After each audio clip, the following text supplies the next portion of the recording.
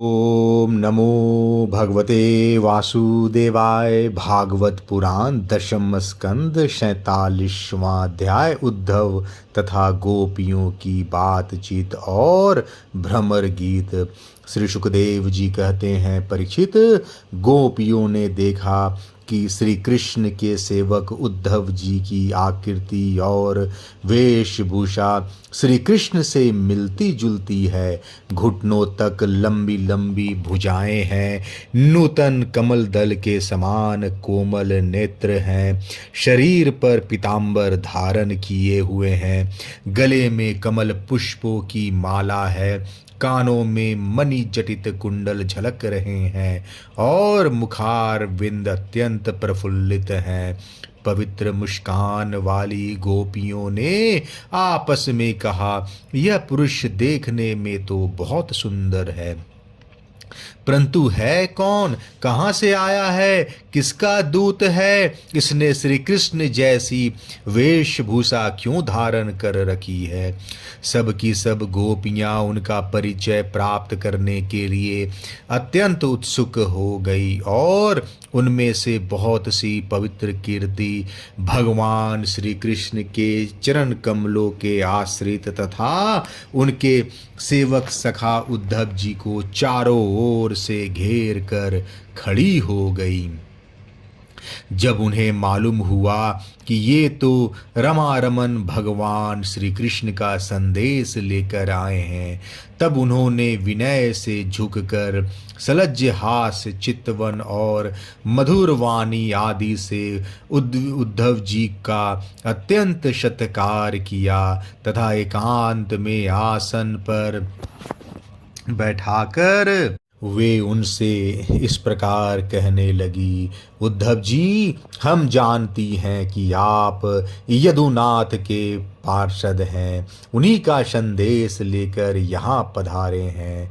आपके स्वामी ने अपने माता पिता को सुख देने के लिए आपको यहाँ भेजा है, अन्यथा हमें तो अब इस नंद गांव में गौओं के रहने की जगह में उनके स्मरण करने योग्य कोई भी वस्तु दिखाई नहीं पड़ती।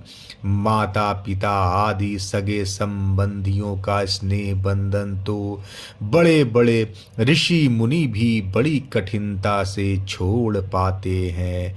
दूसरों के साथ जो प्रेम संबंध का स्वांग किया जाता है, वह तो किसी न किसी स्वार्थ के लिए ही होता है।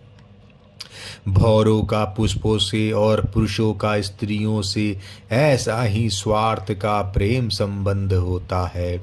जब वेश्या समझती है कि अब मेरे यहाँ आने वाले के पास धन नहीं है, तब उसे वह धत्ता बता देती है।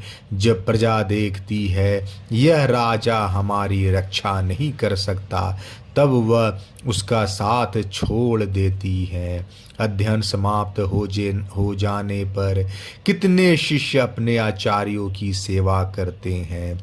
यज्ञ की दक्षिणा मिली कि ऋत्विज लोग चलते बनते, जब वृक्ष पर फल नहीं रहते तब पक्षी गण वहाँ से बिना कुछ सोचे विचारे उड़ जाते हैं।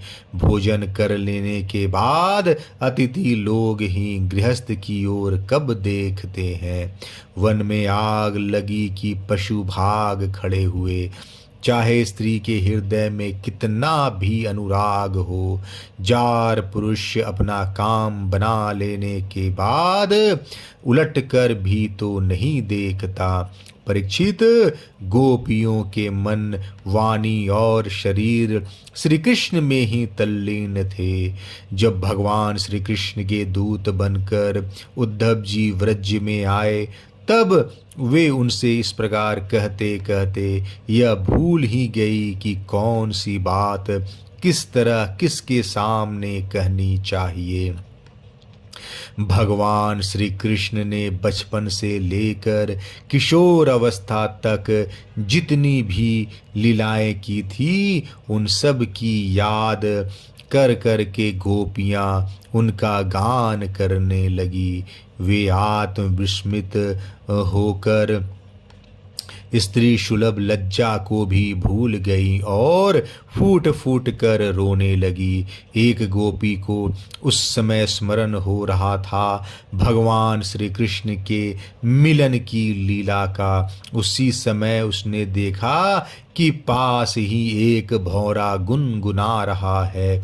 उसने ऐसा समझा मानो मुझे रूठी हुई समझकर श्री कृष्ण ने मनाने के लिए दूत भेजा हो। वह गोपी भौरे से इस प्रकार कहने लगी। गोपी ने कहा, रे मधुप, तू कपटी का सखा है, इसलिए तू भी कपटी है।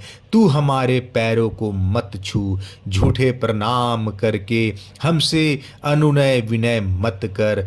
हम देख रही हैं कि श्री कृष्ण की जो वनमाला हमारी सौतों के वक्षस्थल के स्पर्श से मसली हुई है, उसका पीला पीला कुमकुम तेरे मूँछों पर भी लगा हुआ है।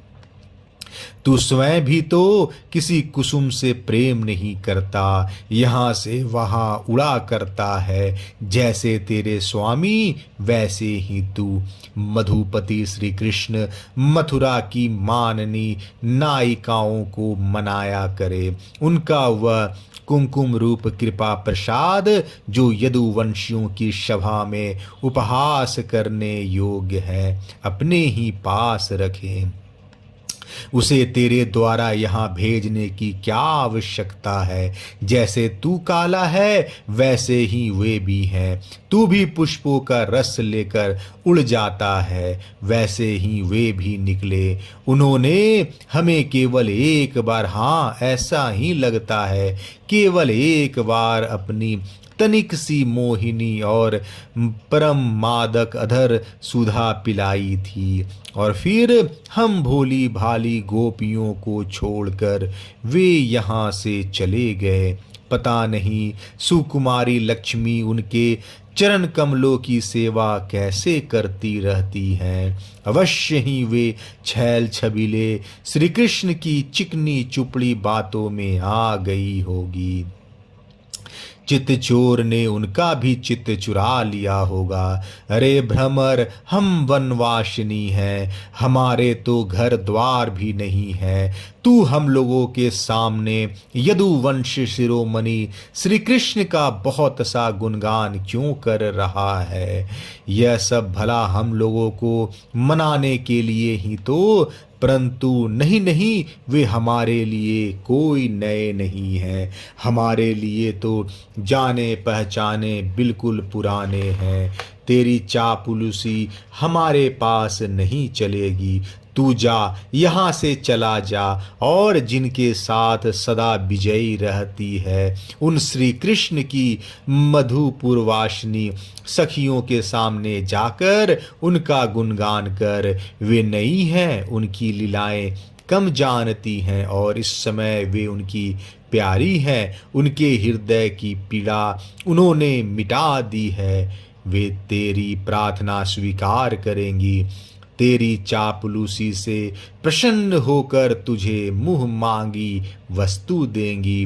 भौरे, वे हमारे लिए छटपटा रहे हैं, ऐसा तू क्यों कहता है। उनकी कपट भरी मनोहर मुस्कान और भावों के इशारे से जो वश में न हो जाए, उनके पास दौड़ी ना आवे, ऐसी कौन सी स्त्रियां हैं। अरे अनजान, स्वर्ग में, पाताल में और पृथ्वी में ऐसी एक भी स्त्री नहीं है। औरों की तो बात ही क्या, स्वयं लक्ष्मी जी भी उनके चरण रज की सेवा किया करती हैं। फिर हम श्री कृष्ण के लिए किस गिनती में हैं। परंतु तू उनके पास जाकर कहना कि तुम्हारा नाम तो उत्तम श्लोक है। अच्छे अच्छे लोग तुम्हारी कृति का गान करते हैं, परंतु इसकी सार्थकता तो इसी में है कि तुम दीनों पर दया करो, नहीं तो श्री कृष्ण तुम्हारा उत्तम श्लोक नाम झूठा पड़ जाता है। अरे मधुकर देख, तू मेरे पैर पर सिर मत टेक। मैं जानती हूँ कि तू अनुनय विनय करने में, क्षमा याचना करने में बड़ा निपुण है। मालूम होता है तू श्री कृष्ण से यही सीख कर आया है कि रूठे हुए को मनाने के लिए दूत को, संदेशवाहक को कितनी चाटुकारिता करनी चाहिए। परंतु तू समझ ले कि यहाँ तेरी दाल नहीं गलने की। देख, हमने श्री कृष्ण के लिए ही अपने पति, पुत्र और दूसरे लोगों को छोड़ दिया, परंतु उनमें तनिक भी कृतज्ञता नहीं। वे ऐसी निर्मोही निकले कि हमें छोड़कर चलते बने। अब तू ही बता, ऐसे अकृतज्ञ के साथ हम क्या संधि करें? क्या तू अब भी कहता है कि उन पर विश्वास करना चाहिए? एरे मधुप, जब वे राम बने थे तब उन्होंने कपिराज बाली को व्याध के समान छिपकर बड़ी निर्दयता से मारा था। बेचारी शूर्पणखा कामवश उनके पास आई थी, परंतु उन्होंने अपनी स्त्री के वश होकर उन बेचारी के नाक कान काट लिए और इस प्रकार उसे क्रूप बना दिया। ब्राह्मण के घर वामन के रूप में जन्म लेकर उन्होंने क्या किया?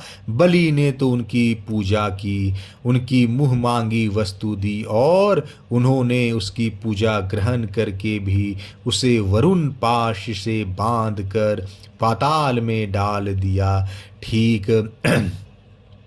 ठीक वैसे ही जैसे कौआ बलि खाकर भी बलि देने वालों को अपने अन्य साथियों के साथ मिलकर घेर लेता है और परेशान करता है। अच्छा, तो अब जाने दो, हमें श्री कृष्ण से क्या किसी भी काली वस्तु के साथ मित्रता से कोई प्रयोजन नहीं है। परंतु यदि तू यह कहे कि जब ऐसी ही है तब तुम लोग उनकी चर्चा क्यों करती हो, तो भ्रमर हम सच कहती हैं। एक बार जिसे उसका चस्का लग जाता है वह उसे छोड़ नहीं सकता। ऐसी दशा में हम चाहने पर भी उनकी चर्चा छोड़ नहीं सकती। श्री कृष्ण की लीला रूप कर्णामृत के एक कण का भी जो रसास्वादन कर लेता है, उसके राग द्वेष सुख दुख आदि सारे द्वंद्व छूट जाते हैं। यहाँ तक कि बहुत से लोग तो अपनी दुख से सनी हुई घर गृहस्थी छोड़कर अकिंचन हो जाते हैं। अपने पास कुछ भी संग्रह परिग्रह नहीं रखते और पक्षियों की तरह चुन चुन कर भीख मांग कर अपना पेट भरते हैं।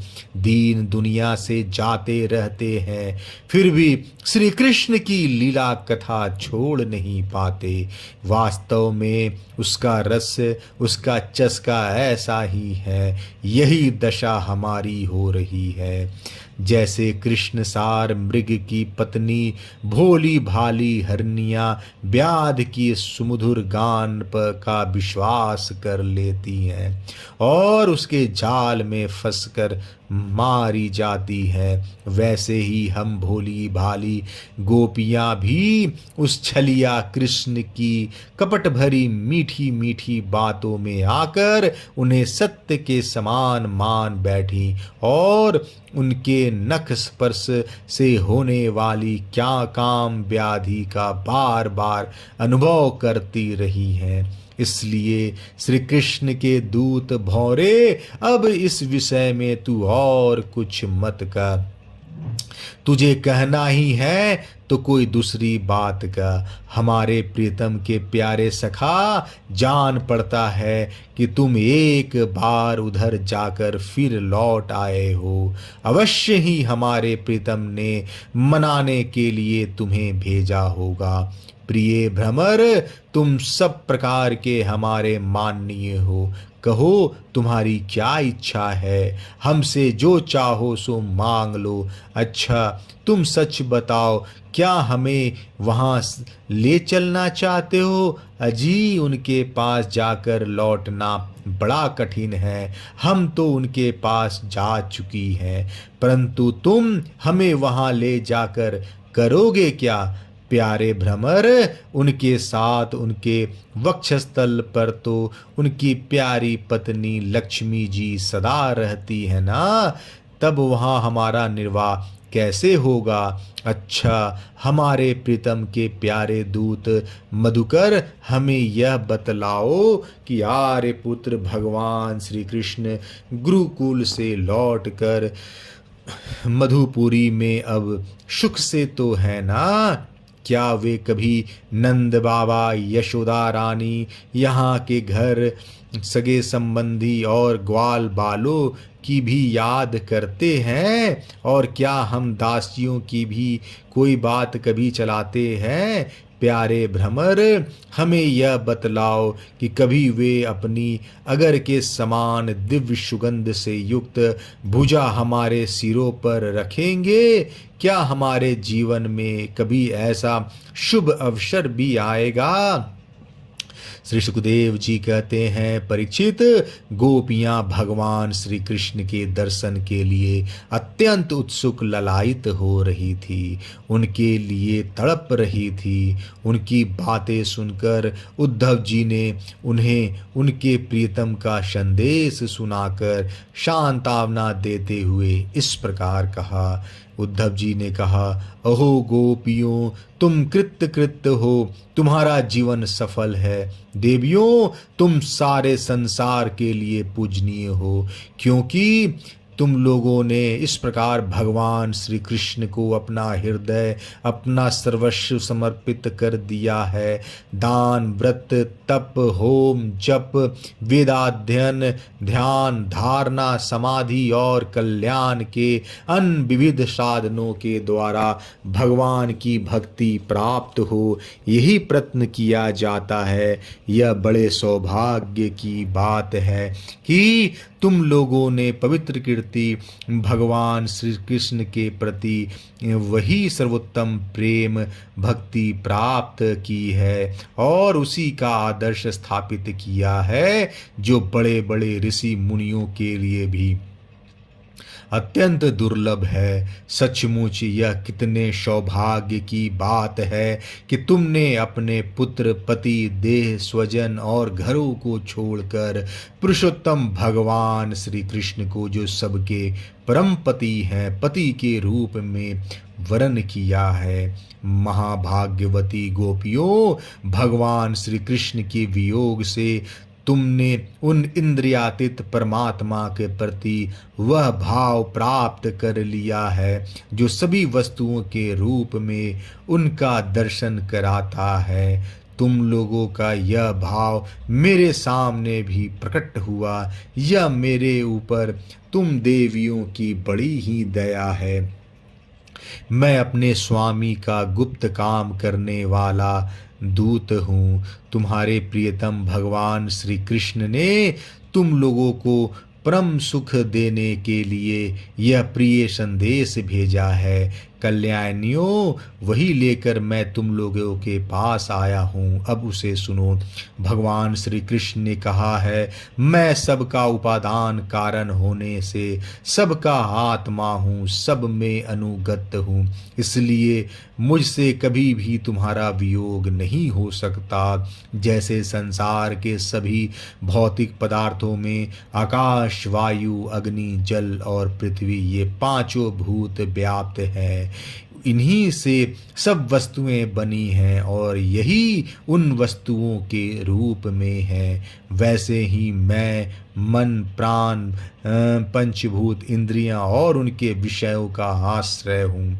वे मुझ में हैं और मैं उनमें हूँ। और सच पूछो तो मैं ही उनके रूप में प्रकट हो रहा हूँ। मैं ही अपनी माया के द्वारा भूत, इंद्रियां और उनके विषयों के रूप में होकर उनका आश्रय बन जाता हूँ तथा स्वयं निमित्त भी बनकर अपने आप को ही रचाता हूँ, पालता हूँ और समेट लेता हूँ। आत्मा माया और माया के कार्यों से पृथक है। वह विशुद्ध ज्ञान स्वरूप जड़ प्रकृति, अनेक जीव तथा अपने ही अवान्तर भेदों से रहित सर्वथा शुद्ध है। कोई भी गुण उनका स्पर्श नहीं कर पाते। माया की तीन वृत्तियां हैं, सुषुप्ति, स्वप्न और जागृत। उनके द्वारा वही अखंड अनंत बोध स्वरूप आत्मा कभी प्राग तो कभी तेजस और कभी विश्व रूप से प्रतीत होता है। मनुष्य को चाहिए कि वह समझे कि स्वप्न में दिखने वाले पदार्थों के समान ही जागृत अवस्था में इंद्रियों के विषय भी प्रतीत हो रहे हैं। ये वे मिथ्या हैं, इसलिए उन विषयों का चिंतन करने वाले मन और इंद्रियों को रोक ले और मानो सोकर उठा हो। इस प्रकार जगत के स्वाप्निक विषयों को त्याग कर मेरा साक्षात्कार करे। जिस प्रकार सभी नदियां घूम फिर कर समुद्र में ही पहुंचती हैं, उसी प्रकार मनस्वी पुरुषों का वेदाभ्यास, योग साधन, आत्मात्मक विवेक, त्याग, तपस्या, इंद्रिय संयम और सत्य आदि समस्त धर्म मेरी प्राप्ति में ही समाप्त होते हैं। सबका सच्चा फल है मेरा साक्षात्कार, क्योंकि वे सब मन को निरुद्ध करके मेरे पास पहुंचाते हैं। गोपियों, इसमें संदेह नहीं कि मैं तुम्हारे नैनों का ध्रुव तारा हूँ, तुम्हारा जीवन सर्वस्व हूँ, किंतु मैं जो तुमसे इतना दूर रहता हूँ उसका कारण है वही कि तुम निरंतर मेरा ध्यान कर सको। शरीर से दूर रहने पर भी मन से तुम मेरी सानिध्य का अनुभव करो, अपना मन मेरे पास रखो। क्योंकि स्त्रियों और अन्य प्रेमियों का चित्त अपने परदेशी प्रियतम में जितना निश्चल भाव से लगा रहता है, उतना आँखों के सामने पास रहने वाले प्रियतम में नहीं लगता। अशेष वृत्तियों से रहित संपूर्ण मन मुझ में लगाकर जब तुम लोग मेरा अनुस्मरण करोगी, तब शीघ्र ही सदा के लिए मुझे प्राप्त हो जाओगी। कल्याणियों, जिस समय मैंने वृंदावन में शारदीय पूर्णिमा की रात्रि में रास क्रीड़ा की थी, उस समय जो गोपियां सब जनों के रोक लेने से ब्रज में ही रह गई, वे मेरे साथ रास विहार में सम्मिलित न हो सकी। वे मेरी लीलाओं का स्मरण करने से ही मुझे प्राप्त हो गई थी।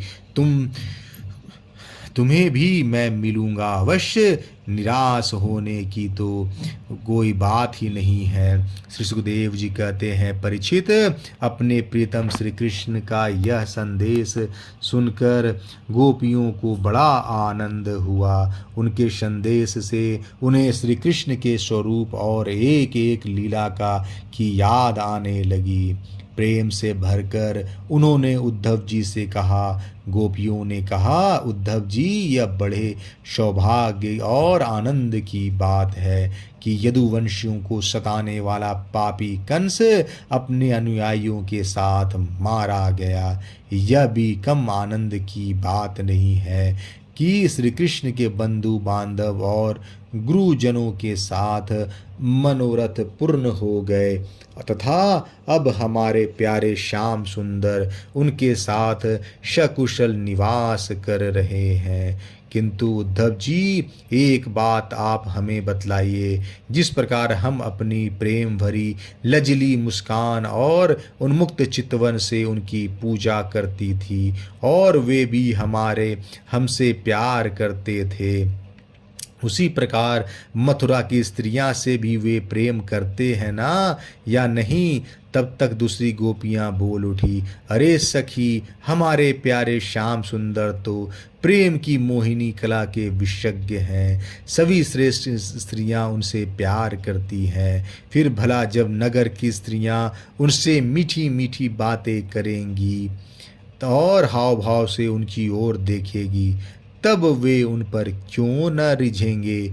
दूसरी गोपियाँ बोली, साधो, आप यह तो बतलाइए कि जब कभी नारियों की मंडली में कोई बात चलती है और हमारे प्यारे स्वच्छंद रूप से बिना किसी संकोच के जब प्रेम की बात करने लगते हैं, तब क्या कभी प्रसंगवश हम गवार ग्वालिनों को भी याद करते हैं? कुछ गोपियों ने कहा, उद्धव जी, क्या कभी श्री कृष्ण उन रात्रियों का स्मरण करते हैं जब कुमुदनियाँ तथा कुंद के पुष्प खिले हुए थे, चारों ओर चांदनी छिटक रही थी और वृंदावन अत्यंत रमणीय हो रहा था?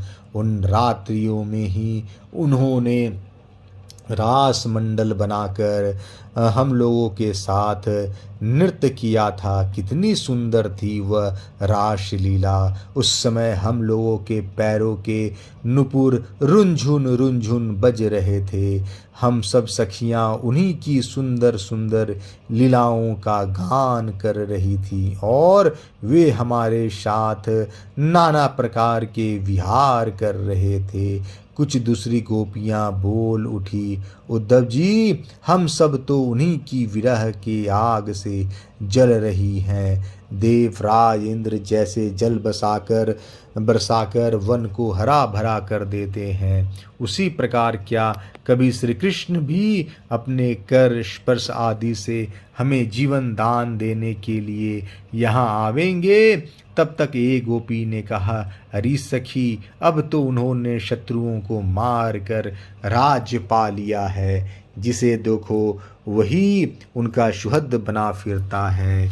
अब वे बड़े बड़े नरपतियों की कुमारियों से विवाह करेंगे, उनके साथ आनंद पूर्वक रहेंगे। हम ग्वारनियों के पास क्यों आएंगे? दूसरी गोपियों ने कहा, नहीं सखी, महात्मा श्री कृष्ण तो स्वयं लक्ष्मीपति है, उनकी सारी कामनाएं पूर्ण ही हैं, वे कृत्य हैं। हम वानवासिनी ग्वालिनों अथवा दूसरी राजकुमारियों से उनका कोई प्रयोजन नहीं है। हम लोगों के बिना उनका कौन सा काम अटक रहा है? देखो, वेश्या होने पर भी पिंगला ने क्या ठीक कहा है, संसार में किसी की आशा न रखना ही सबसे बड़ा सुख है। यह बात हम जानती हैं, फिर भी हम भगवान श्री कृष्ण के लौटने की आशा छोड़ने में असमर्थ हैं। उनके शुभागमन की आशा ही तो हमारा जीवन है। हमारे प्यारे श्याम सुंदर ने जिनकी कीर्ति का गान बड़े बड़े महात्मा करते रहते हैं, हमसे एकांत में जो मीठी मीठी प्रेम की बातें की है, उन्हें छोड़ने का, भुलाने का उत्साह भी हम कैसी कर सकती हैं? देखो तो, उनकी इच्छा न होने पर भी स्वयं लक्ष्मी जी उनके चरणों से लिपटी रहती हैं, एक क्षण के लिए भी उनका अंग संग छोड़कर कहीं नहीं जाती। उद्धव जी, यह वही नदी है जिसमें वे विहार करते थे, यह वही पर्वत है जिसके शिखर पर चढ़कर वे बांसुरी बजाते थे, ये वही वन है जिनमें वे रात्रि के समय रास लीला करते थे, और ये वही गांवें हैं जिनको चराने के लिए वे सुबह शाम हम लोगों को देखते हुए जाते आते थे। और यह ठीक वैसी ही वंशी की तान हमारे कानों में गूंजती रहती है, जैसी वे अपने अधरों के संयोग से छेड़ा करते थे। बलराम जी के साथ श्री कृष्ण ने इन सभी का सेवन किया है। यहाँ का एक एक प्रदेश, एक एक धूली कण उनके परम सुंदर चरण कमलों से चिन्हित है।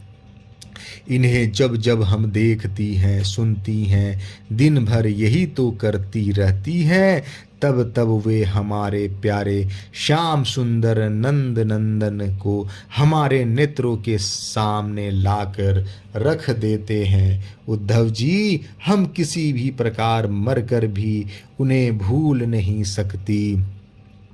उनकी वह हंस की सी सुंदर चाल, उन्मुक्त हास, विलासपूर्ण चितवन और मधुमय वाणी, आह, उन सब ने हमारा चित्त चुरा लिया है। हमारा मन हमारे वश में नहीं है। अब हम उन्हें भूलें तो किस तरह। हमारे प्यारे श्री कृष्ण, तुम ही हमारे जीवन के स्वामी हो, सर्वस्व हो। प्यारे, तुम लक्ष्मी नाथ हो तो क्या हुआ, हमारे लिए तो ब्रजनाथ ही हो। हम ब्रज गोपियों के एकमात्र तुम ही सच्चे स्वामी हो। श्याम सुंदर, तुमने बार बार हमारी व्यथा मिटाई है, हमारे संकट काटे हैं। गोविंद, तुम गौ से बहुत प्रेम करते हो, क्या हम गौएं नहीं हैं? तुम्हारा यह सारा गोकुल जिसमें ग्वाल बाल, माता पिता, गौएं और हम गोपियाँ सब कोई हैं, दुख के अपार सागर में डूब रहा है। तुम इसे बचाओ, आओ हमारी रक्षा करो। श्री सुखदेव जी कहते हैं, प्रिय परीक्षित, भगवान श्री कृष्ण का प्रिय संदेश सुनकर गोपियों के विरह की व्यथा शांत हो गई थी। वे इंद्रियातीत भगवान श्री कृष्ण को अपने आत्मा के रूप में सर्वत्र स्थित समझ चुकी थी। अब वे बड़े प्रेम और आदर से उद्धव जी का सत्कार करने लगी। उद्धव जी गोपियों की विरह व्यथा मिटाने के लिए कई महीनों तक वहीं रहे। वे भगवान श्री कृष्ण की अनेक लीलाएं और बातें सुनाकर ब्रजवासियों को आनंदित करते रहते। नंद बाबा के ब्रज में जितने दिनों तक उद्धव जी रहे, उतने दिनों तक भगवान श्री कृष्ण की लीला की चर्चा होते रहने के कारण ब्रजवासियों को ऐसा जान पड़ा मानो अभी एक ही क्षण हुआ हो। भगवान के परम प्रेमी भक्त उद्धव जी कभी नदी तट पर जाते, कभी वनों में विहरते और कभी गिरिराज की घाटियों में विचरते।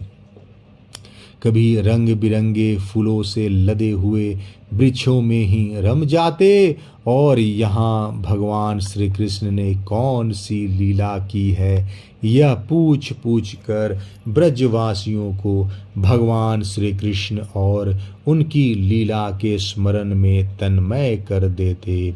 उद्धव जी ने ब्रज में रहकर गोपियों की इस प्रकार की प्रेम विकलता तथा और भी बहुत सी प्रेम चेष्टाएं देखी। उनकी इस प्रकार श्री कृष्ण में तन्मयता देखकर वे प्रेम और आनंद से भर गए। अब वे गोपियों को नमस्कार करते हुए इस प्रकार गान करने लगे। इस पृथ्वी पर केवल इन गोपियों का ही शरीर धारण करना श्रेष्ठ एवं सफल है, क्योंकि ये सर्वात्मा भगवान श्री कृष्ण के परम प्रेम में दिव्य महाभाव में स्थित हो गई है। प्रेम की यह ऊंची सी ऊंची स्थिति संसार के भय से भीत मुमुक्ष जनों के लिए नहीं है, अपितु बड़े बड़े मुनियों, मुक्त पुरुषों तथा हम भक्त जनों के लिए भी अभिवांछनीय ही है। हमें इसकी प्राप्ति नहीं हो सकी। सत्य है, जिन्हें भगवान श्री कृष्ण की लीला कथा के रस का चस्का लग गया है। उन्हें कुलीनता की, द्विजातीय समुचित संस्कार की और बड़े बड़े यज्ञ यागों में दीक्षित होने की क्या आवश्यकता है?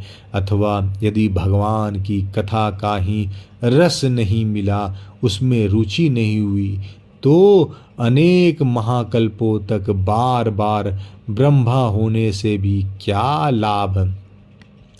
कहाँ ये वनचारी आचार, ज्ञान और जाति से हीन गांव की गवार ग्वालीन ने, और कहाँ सच्चिदानंद घन भगवान श्री कृष्ण में यह अनन्य परम प्रेम। अहो धन्य है। इसमें सिद्ध होता है कि कोई भगवान के स्वरूप और रहस्य को न जानकर भी उनसे प्रेम करे, उनका भजन करे, तो वे स्वयं अपनी शक्ति से, अपनी कृपा से उसका परम कल्याण कर देते हैं। ठीक वैसे ही जैसे कोई अनजान में भी अमृत पी ले, तो वह अपनी वस्तु शक्ति से ही पाने वाले को अमर बना देता है। भगवान श्री कृष्ण ने रसोत्सव के समय इस ब्रज अंगनाओं के गले में बाँह डाल डाल कर इनके मनोरथ पूर्ण किए। भगवान श्री कृष्ण ने रसोत्सव के समय इन ब्रजांगनाओं के गले में बाहें डाल डाल कर इनके मनोरथ पूर्ण किए। इन्हें भगवान ने जिस कृपा प्रसाद का वितरण किया, इन्हें जैसा प्रेम दान किया, वैसे भगवान की परम प्रेमवती को भी नहीं प्राप्त हुआ। कमल सी सुगंध और कांति सी युक्त देवांगनाओं को भी नहीं मिला, फिर दूसरी स्त्रियों की तो बात ही क्या करें। मेरे लिए तो सबसे अच्छी बात यही होगी कि मैं इस वृंदावन धाम में कोई झाड़ी लता अथवा औषधि जड़ी बूटी ही बन जाऊं। आहा, यदि मैं ऐसा बन जाऊंगा तो मुझे इन ब्रजंगनाओं की चरण धूलि की निरंतर सेवन करने के लिए मिलती रहेगी। इनकी चरण रज में स्नान करके मैं धन्य हो जाऊंगा। धन्य है ये गोपियाँ, देखो तो सही, जिनको छोड़ना अत्यंत कठिन है। उन स्वजन संबंधियों तथा लोक वेद की यार मर्यादा का परित्याग करके इन्होंने भगवान की पदवी, उनके साथ तन्मयता, उनका परम प्रेम प्राप्त कर लिया है। औरों की तो बात ही क्या, भगवत वाणी, उनकी निश्वास रूप समस्त श्रुतियाँ उपनिषदें भी अब तक भगवान के परम प्रेम कर लिया है। और की तो बात ही क्या, भगवत वाणी, उनकी निश्वास रूप समस्त श्रुतियाँ उपनिषदें भी अब तक भगवान के परम में स्वरूप को ढूंढती रहती हैं, प्राप्त नहीं कर पाती। स्वयं भगवती लक्ष्मी जी जिनकी पूजा करती रहती हैं, ब्रह्मा शंकर आदि परम समर्थ देवता, पूर्ण काम आत्मा राम और बड़े बड़े योगेश्वर अपने हृदय में जिनका चिंतन करते रहते हैं, भगवान श्री कृष्ण के उन्हीं चरणार बिंदों को रास लीला के समय गोपियों ने अपने वक्षस्थल पर रखा और उनका आलिंगन करके अपने हृदय की जलन विरह व्यथा शांत की। नंद बाबा के ब्रज में रहने वाली गोपांगनाओं की चरण धूलि को मैं बारंबार प्रणाम करता हूँ, उसे सिर पर चढ़ाता हूँ। आहा, इन गोपियों ने भगवान श्री कृष्ण की लीला कथा के संबंध में जो कुछ गान किया है, वह तीनों लोकों को पवित्र कर रहा है और सदा सर्वदा पवित्र करता रहेगा। श्री सुखदेव जी कहते हैं, परीक्षित, इस प्रकार कई महीनों तक व्रज में रहकर उद्धव जी ने अब मथुरा जाने के लिए गोपियों से, नंद बाबा और यशोदा मैया से आज्ञा प्राप्त की। ग्वाल बालों से विदा लेकर वहाँ से यात्रा करने के लिए वे रथ पर सवार हुए।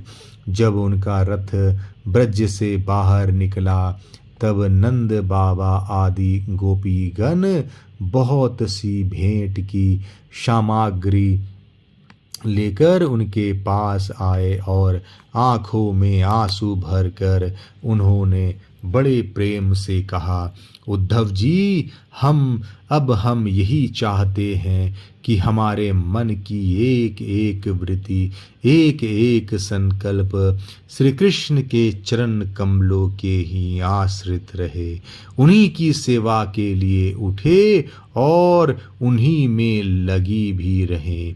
हमारी वाणी नित्य निरंतर उन्हीं के नामों का उच्चारण करती रहे और शरीर उन्हीं को प्रणाम करने, उन्हीं की आज्ञा पालन और सेवा में लगा रहे। उद्धव जी, हम सच कहते हैं, हमें मोक्ष की इच्छा बिल्कुल नहीं है। हम भगवान की इच्छा से अपने कर्मों के अनुसार चाहे जिस योनि में जन्म ले वहाँ शुभ आचरण करे, दान करे, उसका फल यही पावे कि हमारे अपने ईश्वर श्री कृष्ण में हमारी प्रीति उत्तरोत्तर बढ़ती रहे। प्रिय परीक्षित, नंद बाबा आदि गोपों ने इस प्रकार श्री कृष्ण भक्ति के द्वारा उद्धव जी का सम्मान किया। अब वे भगवान श्री कृष्ण के द्वारा सुरक्षित मथुरापुरी में लौट आए। वहां पहुंचकर उन्होंने भगवान श्री कृष्ण को प्रणाम किया और उन्हें ब्रजवासियों की प्रेममयी भक्ति का उद्रेक जैसा उन्होंने देखा था कह सुनाया।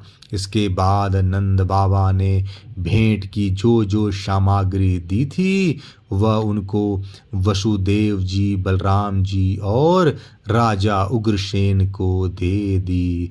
47वां अध्याय समाप्त। जय श्री कृष्ण।